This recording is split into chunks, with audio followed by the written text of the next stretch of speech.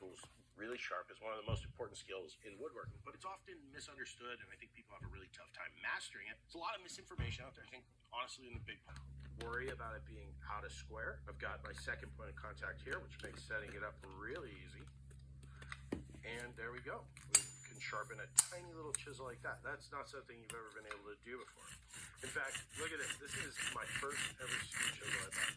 Look how faceted and absolutely how to square this is, because I never knew how to sharpen this. It was too skinny for me to do freehand, and none of my kids could take it. So I just dropped it over and over and over. And when you get apply pressure on the pull stroke, and definitely when you're doing the back, it's good to be really careful you don't gouge any of your stones or mess up your bevel.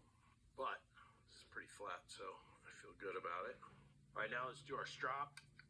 Now, these are so cool because these are I can't thank you enough. We really try, and we're working real hard over here, so thank you.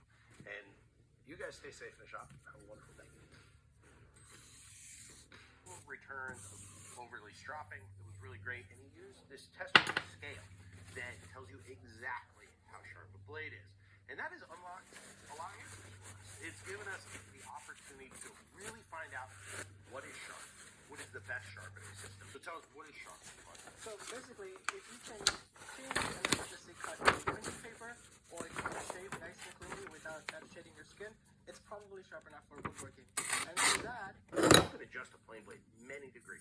So if you're a little bit off, that's fine. The chisel, a little bit more important to be square, but it's also a lot easier to fix. Just put a little bit more pressure on your other fish you need to knock off to make it finally sharp. Let me show you what that looks like under the microscope. Okay, you can see here, this is the 25-degree main bevel off the diamond stone on the Tormach, the 600 grit diamond stone. And then this is after we did the Scary Sharp system all the way through 60,000 grit at 0.3 microns. And then this is our burr here. That's where you can feel that little piece of wire. It's essentially where the blade got so thin and you removed so much material it became like a piece of paper, almost like a snake shedding its skin.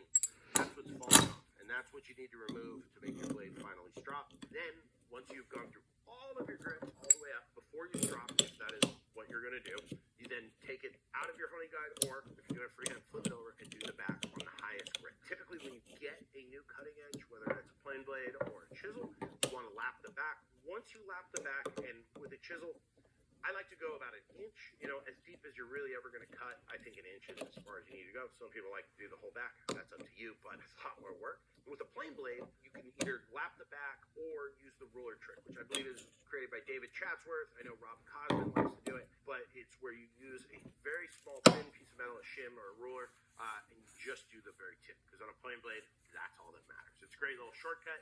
The only downside is once you commit to that, you're kind of stuck in the belt. There's no need, because again, all that cutting happens at the tip. So 25 versus 30, it's simple as far as energy output. 25, you got to do a lot more work because that's usually what your bevel's at. So when you come up, you can probably get anywhere from 200 to 500 strokes between full sharpening, retake your bevel back, and again, you just have to burn and then strop, and you're going to be fine. Occasional strop on a hard strap, touch up your edge, is going to keep you going for a long, long time. I'll be interested to see in your video, maybe it's over today, so this is a weird comment, but and I'll already know the answer to this is past Jonathan. But I'll be interested to see what different tool skills do to sharpness.